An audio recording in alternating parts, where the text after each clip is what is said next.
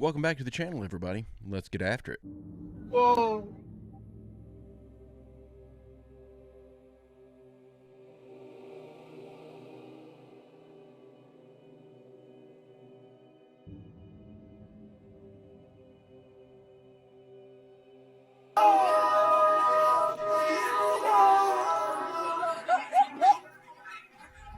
Sorry for the weird audio there. I wanted to share that with everybody because it's so freaking cool looking, but they had a very, very well-known song on it that I had to remove, and I tried to add the audio of the people screaming and stuff that are filming it. Nature's amazing, man. You said something the other day. We were talking about the moon landing. I thought it was very fascinating. Basically, when they talk about going to the moon again, there was an interview with NASA, and the guy said, well, we've lost the technology. How do you lose it? And Andy said, if we're talking about these fallen angels giving us information and ways to make things, can they take that back? It would be easy for them to say, we lost the technology because they're telling the truth. If we talk about like the ancient civilizations, how like technologically advanced they were, like the pyramids and like stuff like the methods they use. Even if it was like some sort of energy or resource, something that was necessary to make that venture, and if that resource was withdrawn, even if we still have the tech to do it, it's like, but we need this thing. Basically, we're getting way too far deep into this stuff, and this is our mindsets constantly. So this is an interesting theory that we had the knowledge to go to the moon, or the technology to go to the moon, because it was given to us by an advanced civilization, and we no longer have it because they took that knowledge away. Once you have knowledge, you have it. It can't be extracted from you. Once you learn something, you just have that from then on. So that doesn't make any sense to me. But to play with the idea, if they had some technological device that was gifted to them that allowed them to get to the moon, and then that device was taken away, then that would add up and make sense. Eels are the craziest things ever. I hate them. Because we don't know, like, how they're born. What do you mean? Wait, what? They don't have reproductive organs, one. So these eels, they'll live in lakes and rivers and stuff. And then, like, once a year or something, they'll go out into the ocean and go deep, deep down to the ocean. Like into trenches and stuff. And then more eels will come out of the bottom of the ocean and back into the rivers and lakes. And then that just process repeats. But they've never been able to observe how eels are born. They're just intensely private. There's no way we don't know. We don't know. Have to. I think you never see an eel being born. Eels are terrifying. How do they produce electricity too? Yeah. Do they, or is that from animation? That's No, they do. So Maybe it's not electricity. Maybe it's just like poison that feels like electricity. No, they put off a current. I saw a scan. It was like of when an egg is fertilized. Dude, if you look at it, there's a scan and it lights up like a shock of electricity. Yeah, have you In seen a that? human? In a human. When- And it is. That's interesting, the lighting up like electricity in a human. I didn't know about that, but yeah, pretty fascinating. We have an animal that we know all this stuff about, but we don't know how they're even created. Very interesting, to say the least. Hey, so it's Bigfoot mystery time. Some guy on Reddit has figured out what the epicenter of Bigfoot in U.S. in Washington State is. It's in r/Bigfoot on Reddit. You just search for epicenter, you'll find it. This guy put a Google Doc together, and it's wild. He pretty much found that the epicenter of all Bigfoot activity is this like it's this area in Mount Rainier, not accessible by any trails. Check this out. I mean, this doc is wild. You gotta read this out. He pretty much analyzes all this BFRO data and these heat maps from BigfootMap.com and figures out, if you read through all this, he's calling it the Bigfoot Center of Washington and America as a whole. So, of course, I took a little bit of time to find this area myself on Onyx. I'm going to bring that up next. Okay, so go ahead and pause your screen. This is the coordinates for where I'm going to show you, and I'm going to go ahead and this is the area that he is talking about. Let's go ahead and actually, I think I'm going to go over to, hold on. Alright, so I'm going to show you on Google Earth as well. So this is Mount Rainier here, and I'm going to go ahead and we're going to zoom in on this. This is the same area that this guy says is the epicenter. And let's see. Here we go. Okay, so here's 3D in Google Earth. Look how wild the topography is in this area. Of course, not surprising. It's on a mountain, it's on a ridge, and let's skip the whole. Gonna let it go around here. Yeah, supposedly this is the epicenter of Bigfoot in Washington State and in all of America. So, using the TikTok algorithm, if you've been in this area between Sunset Park, Golden Lake Camp, and over here we've got Spray Falls and Mowich Lake Campground. So there's nothing on the map over here, but there's a valley there, and there's kind of a valley over here, but there's a mountain ridge in the middle, and this is where the Bigfoot epicenter is. So this is our kind of quest, guys. Let's see if we can take what this guy has done on Reddit and really figure it out on TikTok. So let me know what you know about this place in the comments, and if you've seen any Bigfoot in this area. So I haven't gone over and looked at this actual post on Reddit. It's on my list of things to do today. But I wanted to throw this video in there because we have a lot of people that watch these videos that are into the Bigfoot stuff. The fact that somebody has mapped out all of these Bigfoot sightings and figured out where the epicenter of the sightings are and where these things are most likely to be located or found. Pretty interesting. I've never heard anyone doing that before. There's a lot of people that just go out in the woods where they heard of a sighting and start looking. Finally, someone's putting some thought into it, not just the effort. So thought it was interesting specifically because of that. Somebody with a brain is actually starting to look for Bigfoot now, so we might actually find him. Hey, if you like this video and you enjoy this kind of content, I make a new one just like it every other day. It'd be awesome if you'd hit the subscribe button and come back in a couple days to join me. There's water in the bottom of the boat on that side.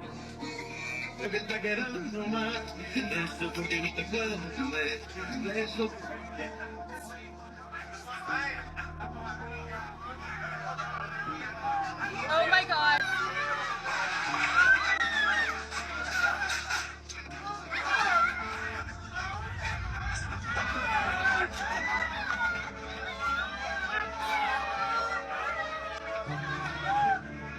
Oh, Rose!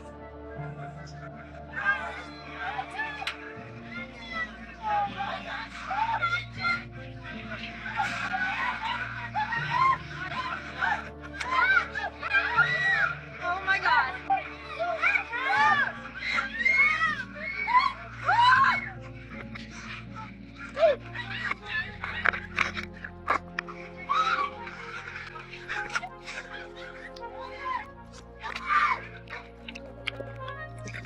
I have a feeling that wasn't quite the party boat experience that they bargained for. And this stuff seems to be happening a lot here lately, all these boats sinking and stuff.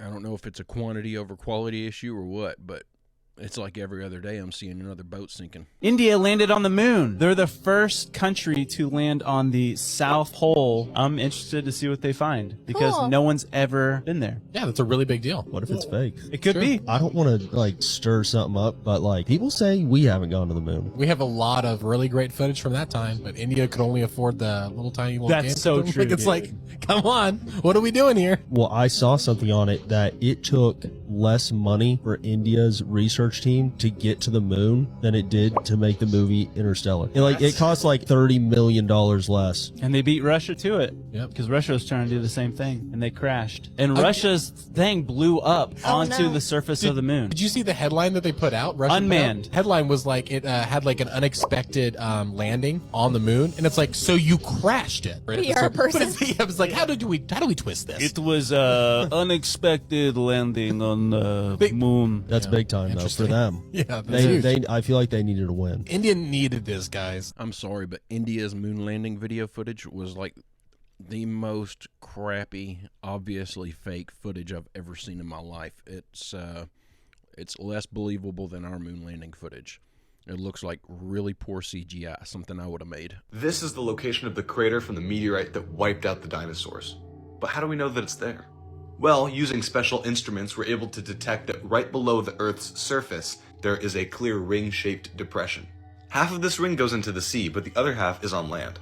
The Mexican city of Mérida is located at its center, and its rim is marked by the presence of cenotes. The cenotes are marked here as blue dots. The word cenote is a Mayan loan word meaning pit or sinkhole. They're commonly found in this part of the world as limestone caves with clear underground water sources. These caves were revered by the ancient Mayan civilization, and evidence of humans hanging out in these cenotes goes back almost 10,000 years, like this skeleton that is from over 9,900 years ago. The cenotes are spread out all across the Yucatan Peninsula, but there is a clear high density within the ring of the meteorite's impact crater. The evidence of this impact is highly visible oftentimes within the cenotes, coming across as a band called the KT boundary, which you can see here. This just makes me wonder, is this the location where the Younger Dryas event started, that completely restructured everything and brought the mud floods and wiped out all of civilization and caused us to have to start over? One of my favorite films is the film of the lunar module leaving the moon. So this is it. Now watch how this pulls up. Here it goes. It detaches. It's like... What is that? It's perfectly tilting up with it in real time. It's just... With the remote control from NASA with the radio delay that I suspect would be more like 12 seconds. The panning is interesting, but you could put a timer on it. The thing looking so goofy, so crazy, like that thing is supposed to get off 1/6 Earth's gravity and fly like that? How? What's it doing? It looks so fucking fake. It looks like it's being pulled by strings. Look, it might be real. I'm certainly not an astronaut. I don't know what I'm talking about. But if you had a guess, if you showed this to me and said, "Hey, do you think this is real or fake?" and you didn't give me any context, I'd be like, "What is this? A cheap science fiction movie? What is this?" And then here it goes, like, that's leaving a planet? How's it leaving? Is that some new space technology? Where's the fire coming out of the bottom of it? How's it doing that? I mean, it just looks fake. And India's moon landing footage looked even more fake than that.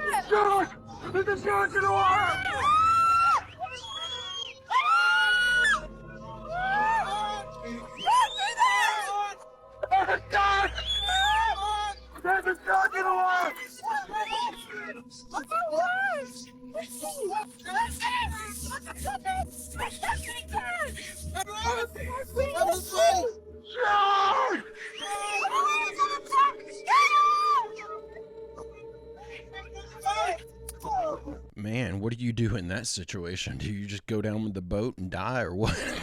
I think I'd rather drown than get torn limb from limb by a shark. A couple of weeks ago, treasure hunter John Ventura was deep in the woods somewhere in Brazil when all of a sudden they came across this mysterious rock. Estava quente, John. Não, tá gelado. Tá gelado? Tá gelado. Ué? Credo? Não, tá esquentando, cara. Tá esquentando. Pega pra você ver aí. Caramba, tá quente mesmo. Tá mesmo, cara? Gente do céu. Quer pegar nela aqui. Caraca, que coisa, cara. Ela esquenta, cara. Vamos pôr, ó, põe aqui na... Ó, não sei se dá pra você ver, ó. Olha lá as bolinhas lá, ó. Ó, tá borbulhando. Ó. Não é possível, cara. Ficou bem vermelha, cara. Olha isso. Olha, ficou vermelha. Mudou? Mudou a cor, ó. While metal detecting somewhere in the woods in Brazil, they came across this box made of gold, and inside of it was this rock. Whatever this thing is, it seems to change color and temperature when someone touches it. Ó, gente, tá voltando a cor. Credo, John. In this particular part of the video, we can see it heating up the water, and when they put it back into the box, it gets colder and you can clearly see it changing its color. Up until now, there's not much information on what this mysterious rock could be, but I'm guessing that this is most likely some sort of ancient artifact, maybe even related to these ancient myths of underground cities in the Amazon forest. But I'm not sure. I may actually do a part 2 on this video if I find out more information. I'm going to say this is probably faked. More than likely this is faked. This is probably a rock that is darker in color on one side and lighter in color on the other. And they're just flipping it back and forth, and that's why you're getting the supposed color change. Whenever they put the rock in the water, you didn't hear like a tss like you would expect. And I didn't see any bubbling water like they were saying was happening because the guy never took his shovel out of the water. He kept stirring the water around, so that's where the bubbling up was coming from. I'm just going to say this is more than likely fake. You can never see anything enter a black hole. Imagine you trap your nemesis in a rocket ship and blast him off towards a black hole. He looks back at you, shaking his fist at a constant rate. As he zooms in, gravity gets stronger, so you would expect him to speed up. But that is not what you see. Instead, the rocket ship appears to be slowing down. Not only that, he also appears to be shaking his fist slower and slower. That's because, from your perspective, his time is slowing down.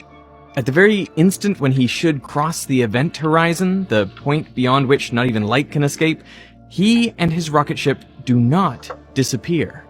Instead, they seem to stop, frozen in time. The light from the spaceship gets dimmer and redder until it completely fades from view. This is how any object would look crossing the event horizon. Light is still coming from the point where he crossed, it's just too redshifted to see. But if you could see that light, then in theory you would see everything that has ever fallen into the black hole frozen on its horizon, including the star that formed it. But in practice, photons are emitted at discrete intervals, so there will be a last photon emitted outside the horizon, and therefore these images will fade after some time. This is just one of the strange results that comes out of the general theory of relativity, our current best theory of gravity. The first solution of Einstein's equations predicted not only black holes, but also their opposite, white holes. It also implied the existence of parallel universes and even possibly a way to travel between them. So what exactly is a white hole? If a black hole sucks everything into it and doesn't let anything escape, does a white hole do the exact opposite? Does it create matter? Because if energy and things cannot be created out of nothing, what is inside of that? This is just me thinking out loud, though. I don't know what a white hole is. I've never heard that term before. If someone could let me know down in the comments what a white hole is, if it is considered to be the exact opposite of a black hole, yeah, it looks like I got some research to do. I've never heard of this. First of all, grounding is an electrical term. So earth ground is what we're talking about. The earth has a negative charge. Everything connected to the earth, trees, animals, plants, everything that lives on the earth has a negative surface charge. When you, as a person, stand barefoot on the earth, your body's conductive. Your body's electrical first, chemical second. So everything in the body's electrical, your brain, your muscles, every cell, everything that takes place in your body is electrons moving around. Okay. When you ground the earth, then your body is negative. When your feet are barefoot on the ground, your body is negative. Yeah, your body absorbs, equalizes with the earth. When it's not on the ground, then what happens? Then you start depleting your free electrons. Simply, when you're standing barefoot on the earth, you are one and the same with the earth, electrically speaking. Gotcha. You're grounded. You're negative, right? Yeah, you're at earth potential. I intuitively ask myself, I wonder if there's any consequence to humans no longer being naturally grounded. That's not a question that anybody in the world would probably ask unless they had installed or been involved with installing millions of ground rods in the cable industry, because anytime you run a cable into the house, you have to drive a ground rod, cut the cable, put in a ground block, and then so that if there's lightning or static or anything on the cable lines or an electrical event, then it goes to ground rather than goes into the house and blows up a TV. Wow. Or creates a fire in the home. So it's all about fire. So inflammation, inflame, fire. We'll get to that later. But anyhow, I didn't know. Most people are unaware. So just lifting my arm up like this will create static electricity if I'm not grounded. And we live in environments where we're not grounded. Sure. So anyhow, I found that in the bedroom especially, there was really high voltages on my body, charges. Well, you got a foam bed, static electricity from the foam, any polyester, type in the blankets are covering. So you pull your sheet up like this and it looks like there's a lightning storm. Exactly. Okay, so my mind focused on this, and I said, and then what I did that, I went down to the hardware store, bought a roll of 3-inch wide metal duct tape, like you'd wrap around furnaces. And I laid it across the bed, connected a wire to it, threw it out the window, connected it to a ground rod, did the same thing with a meter. So I knew that when I laid on it, that I would be grounded, and I would hold the meter and confirm that. Well, the first night that I did that, I woke up the next morning and the meter was laying down by my side. And I was like 54, something like that, 55. And I had all the injuries. So I had a lot of pain in my body. And so for me to go to sleep normally, I had to take Advil or something. And but anyhow, that night I just fell asleep. And the meter was down by my side. And I woke up in the morning and I was kind of startled. I said, what in the world? There's something going on here. And I said, you're going to try this. And I said, it's fun, just do it. So they went along with me. And a couple of days later, one of the guys came over and he said, do you think this could be helping my arthritis? And he said, well, my arthritis is way down. Wow. In his hands. I mean, he had severe arthritis. And I didn't think too much about it. And then I thought, wow, my pain's way down. And I said, I don't know what's going on here. So back then, all I had was AOL and and there was not really any, you had to go to Nexus Lexis data retrieval in order to try to search for data.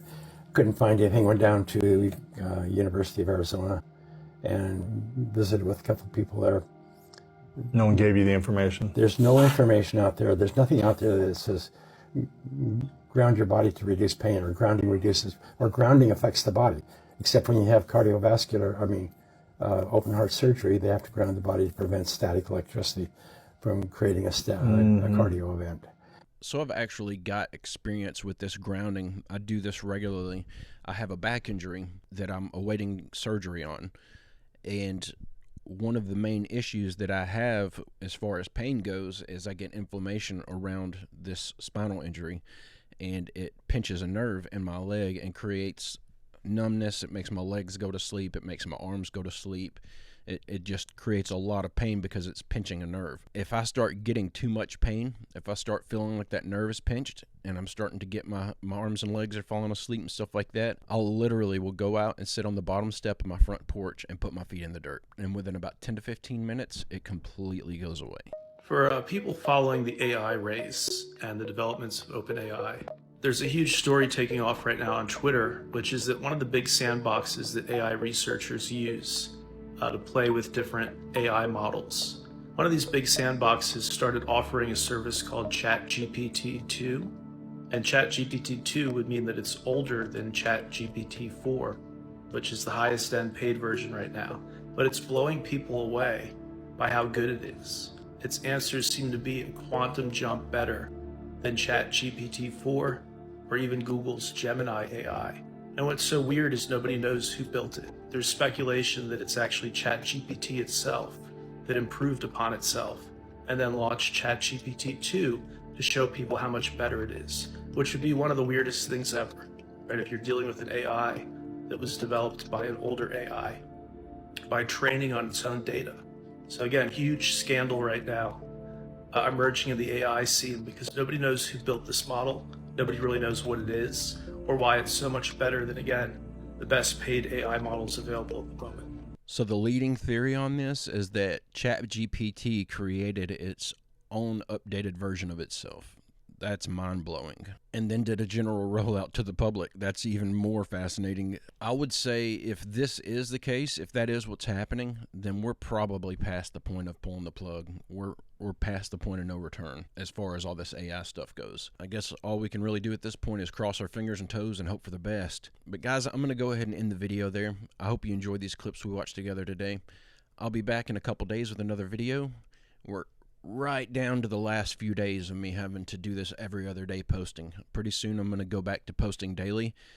The way I'm going to handle that is I'm going to post Monday through Friday and take my weekends off. But that'll mean me putting out 5 videos a week for you guys consistently. I've got 7 days left until one of these strikes falls off, and then we're going to go back to posting 5 days a week. So I feel like there's a lot more that we could cover if I could post these more often. So I'm excited to finally get back to a more regular posting schedule.